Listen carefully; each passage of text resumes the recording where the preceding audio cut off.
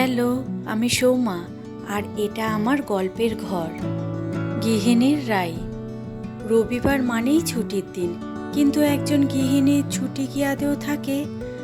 সকালে ঘুম থেকে উঠে টিফিন করা, রান্নার বাসনপত্র মাজা, জামা কাপড়, এই সব কিছুর মধ্যেই আজ একটু অন্যরকম।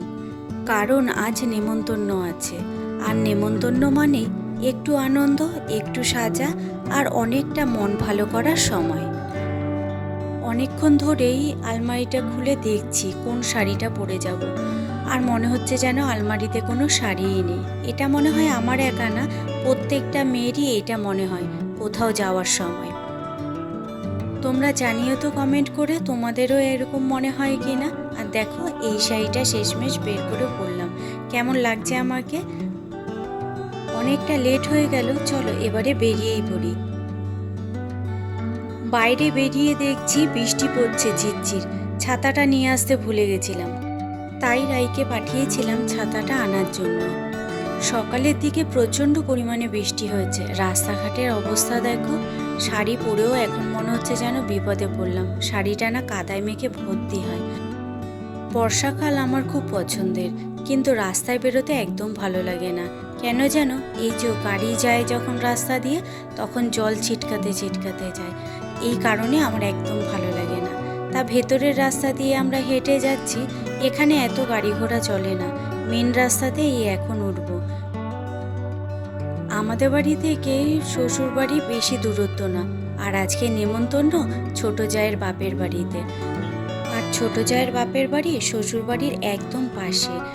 আজ তেমন কোনো অনুষ্ঠান না, সবাই মিলে একসাথে শুধু খাওয়া দাওয়া। ওই যে ওই বাড়িটা দেখছো, ওটাই হলো ছোট জায়ের বাপের বাড়ি। আর দেখো সামনে অল্প একটু জায়গা, তার মধ্যে টবে কত সুন্দর পদ্ম গাছ লাগিয়েছে, আর অনেক ধরনের ফুল গাছও আছে। চলো ওই সামনেটা গিয়ে দেখি, এখানে বাইকটার জন্য ঠিক মতো দেখা যাচ্ছে না। একটুখানি জায়গার মধ্যে কত গাছ লাগিয়েছে দেখো। চলো এবারে ভেতরে যাই। এখানে সবাই মিলে বসে চলছে গল্প, সাথে খাওয়া দাওয়া। কে কেমন আছে, কে কোথায় চাকরি করছে, কার ছেলে মেয়ে কোথায় পড়ে, সবচেয়ে ভালো লাগে এই সব সাধারণ কথাগুলোই। এমনকি কারো অচেনা হাসিও আপন হয়ে যায় নেমন্তন্ন বাড়ির ভিড়ে। এখানে আমার মেজো যা গাছে ড্রাগন ফল একজন নিয়ে এসেছে, তার বাড়ির গাছে ড্রাগন ফল। আমি এর আগে যেন একটা ড্রাগন ফল কিনে খেয়েছিলাম, আমার এত বাজে লেগেছিল। সেটাও এরকম লাল ছিল, কিন্তু খেতে প্রচণ্ড বাজে ছিল। এই ফলগুলোর কিন্তু খুব দামও হয়, তাই আমি হাতে নিয়ে দেখছিলাম। কালারটা তো পুরো সেম একই রকম, কিন্তু এটা খেতে কেমন হবে তা জানি না। সবাইকে কেটে কেটে দিচ্ছে, যা বলছে ভালো খেতে।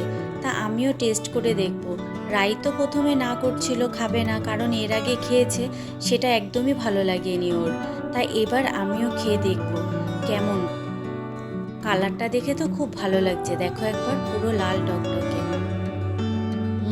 সত্যি ভালো মিষ্টি আছে এটা।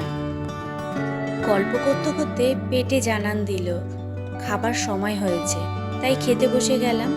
মাছের মাথা দিয়ে ডাল হয়েছে, সাথে বেগুন ভাজা, স্যালাড, খাসির মাংস, মুরগির মাংস আর কাতলা মাছ। এইগুলো আর তোমাদের সাথে শেয়ার করতে পারিনি, ওই সময় জানো তো আমার ফোনের চার্জটাই শেষ হয়ে গেছিল। খাওয়া দাওয়া কমপ্লিট করে চলে এলাম শ্বশুর বাড়িতে। ওই যে বললাম না, শ্বশুর বাড়িটা একদম পাশে। পেঁপে পাতার ওপর বিন্দু বিন্দু জল জমেছে, ঠিক যেন কচু পাতাতে যেমন লাগে দেখতে, ঠিক সেরকম। আর ওপাশে গাছটা দেখো, জবা গাছটায় কত কড়ি এসেছে, প্রত্যেকটা ডগায় একটা করে কড়ি। বৃষ্টির জল পেয়ে যেন বেশি ফুল ফুটছে, প্রায় 16-17টার মতো কড়ি ফুটেছে। দেখো প্রত্যেকটা ডগায় একটা করে কড়ি। চলো এবারে ঘরে গিয়ে বসি। কে কোথায় বেড়াতে যেতে চায়, পুরনো দিনের স্মৃতি, ভবিষ্যতের প্ল্যান, সাধারণ কথা কিন্তু অদ্ভুত ভালো লাগা, এইসবই চলছে এখনকার গল্প। আর ওই যে দেখছো ছোট বাচ্চাটা, ওটা হলো মেজো জায়ের ভাইয়ের মেয়ে, আর তার পাশেই যে আছে সে হলো মেজো জায়ের মা। তারাও এসছে একটু আগে, তাই সবাই মিলে এক জায়গায় বসে গল্প আড্ডা দেওয়া হচ্ছে। আর ছোট জায়ের বাপের বাড়িতে যেহেতু অনুষ্ঠানটা হয়েছে, তা সে আর আসতে পারেনি, কারণ তার মামা বাড়ির লোকেরাও এসেছিল এই অনুষ্ঠানে। তাই সে ওখানে এখনো ব্যস্ত আছে। সন্ধে হয়ে গেছে, তার জন্য রাই আর রাইয়ের ভাই তুতান নিয়ে এসছে চা করে। আজকে ওরা আমাদের চা করে খাওয়াচ্ছে। রাই তো ভালো চা করে, আবার শুনলাম তুতানও নাকি খুব ভালো চা করে, তাই দুজন মিলে আজকে চা করে এনে দিল, আর সাথে চিড়া ভাজা আর বিস্কুট। চলে এলাম ছোট জায়ের বাপের বাড়িতে আবার, আর সেখানে মেজো জা কাটছে আইসক্রিম।